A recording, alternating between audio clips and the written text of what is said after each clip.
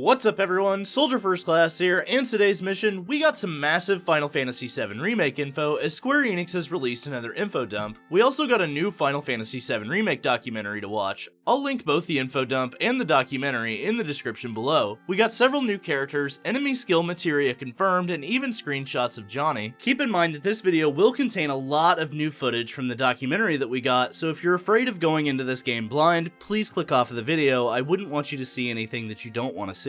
So before we get into the information dump, here's the video of Johnny. He looks absolutely incredible and honestly better than I ever expected. And even though the Shinra middle manager is such a minor character, it's amazing that they care so much to make him a super detailed character for the remake. So let's start from the beginning of the info dump. We got to see HD renders of Song and a brief description of him. It states, Song is the leader of the Turks. The Turks are a small elite organization with Shinra that does everything the company needs it to, be it scouting out candidates for soldier, protecting VIPs, or even assassination. Their cool-headed leader has a knack for managing his eccentric subordinates. He's an old acquaintance of Aerith's, and he's been keeping watch over her since she moved to the slums. It then follows with Don Corneo, although we still don't know who any of these guys' voice actors are. It states, this lecherous scumbag is the true ruler of Wall Market. He hosts nightly auditions for the next Mrs. Corneo, and although his mouth is as foul as his face, he has an uncanny way with people. Even the dregs of society are securely under his thumb. Honestly, I could not think of a better description for this character if I tried. Then we got confirmation about the name of the owner and dancer at the Honeybee Inn, Andrea Rode. I really hope I said that right. The description states, the owner of and dancer at the Honeybee Inn is a man of influence within the quarter with the authority to approve women for Corneo's auditions. Each night, he dazzles his crowd with performances that defy description. Always seeking perfection, he rigorously trains both his mind and body. One common theme amongst all of the new characters shown is that they all work for Don Corneo in some manner as they help women get approved to see the Don. Next up was Leslie Kyle, and appears to be a new character, although you could argue that he's the leader of the grunts you face off against in the side chamber of Don's mansion. His description states, Don Corneo's lackey may look young, but he has the heart of an old curmudgeon. His dead-eyed stare and general apathy have earned him pride of place among the Don's men. Madame M is next, and she is absolutely stunning. She wears a kimono, carries around a traditional fan, and did I mention that she's absolutely stunning? Move over, Tifa, there's a new waifu in town, and her name is Madame M. All simping aside, her description reads, Madame M is the proprietress of a hand massage parlor in Wall Market. Like Andrea, she has a great deal of influence within the quarter that includes the authority to approve women for Corneo's audition. Be warned that she's a prideful sort and only as courteous as her customers are deep-pocketed. Honestly, Madame M, just take all of my gil now, please. The final new character is Chocobo Sam, who is actually the cart driver from the original game, but this time he has an actual name. It states, a Chocobo handler in Wall Market, Chocobo Sam is another prominent figure with the authority to approve women for Corneo's auditions. He runs a delivery service called Sam's Delivery. He also happens to be an avid gambler, though he's hooked more on the rush than any money he may win. With that descriptor, it sounds like we might have the opportunity to play Sam in a few games of chance. It then moved on to the combat, and we got Barrett's abilities broken down, but it was mostly stuff we knew except for Lifesaver. After activating Lifesaver, Barrett will share some of his HP with allies when they take damage.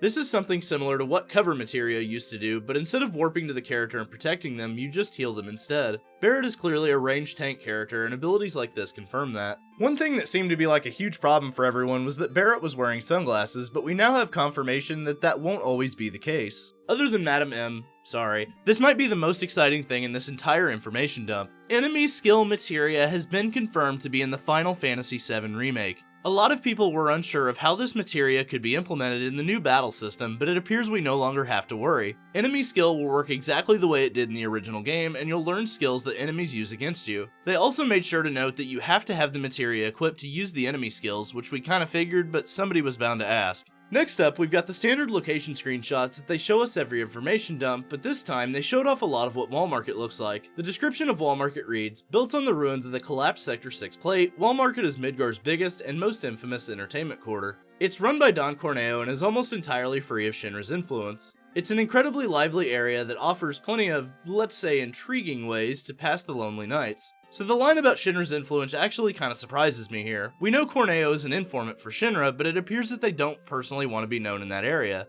Although we do know from the original that President Shinra frequents the Honeybee Inn, so hopefully that remains in the game. Not gonna lie, Wall Market looks even better now that we're seeing more of it. I love that Chinatown style aesthetic. Next up is something really awesome, and hopefully we can revisit this and complete different fights. We have a new location known as the Corneo Coliseum. The description states, located beneath the bustling streets of Wall Market, the Corneo Coliseum gives brave fighters the chance to engage in brutal battles against both man and monster. Winners of a Coliseum bout receive glory, fame, and a substantial reward. We see in the back of the room that it tracks that this is Cloud's first tournament. I would assume that we'll be able to take part in tournaments and get branching rewards from winning them. It'll be interesting to see how this is implemented in the final product, but with stuff like this, people worried there won't be stuff to do should just put that worry to rest. I'm also thinking that if we do enough Coliseum fights, we may end up fighting one of the game's super bosses here. Although this could also be a new quest to unlock dress items for Cloud, Aerith, and Tifa, since we know that each one will have different outfits. Next up was the Honeybee Inn description. Situated in Wall Market, the Honeybee Inn is the area's premier nightclub and offers nights few will ever forget, as its staff frequently remind its patrons. Every night, audiences are dazzled by the Honeybee Inn's gorgeous cast of honey girls and boys. This unique venue also provides private rooms for its most discerning customers, allowing them to enjoy time in private with the performers of their choice. Hint hint. President Shinra. We also got even more confirmation of Tifa and Aerith's alternate dresses, although the screenshots show the ones we've already seen. At one point in the story, Tifa and Aerith glam themselves up to infiltrate Don Corneo's mansion. Cloud is left with no choice but to dress to impress as well. Each character has multiple costumes too. Next up are two very familiar locations, as we got to see the outside of the Beginner's Hall and the inside of the weapons shop in Sector 7. It appears that we'll learn about upgrading weapons at the Beginner's Hall, keeping the charm and usefulness from the original. And we also got confirmation of a new feature that shows off the music of the game. You can find CDs, and once acquired, you can play them on any jukebox. These are songs from the remake as far as I can tell, but I wouldn't rule out some of the original music making an appearance.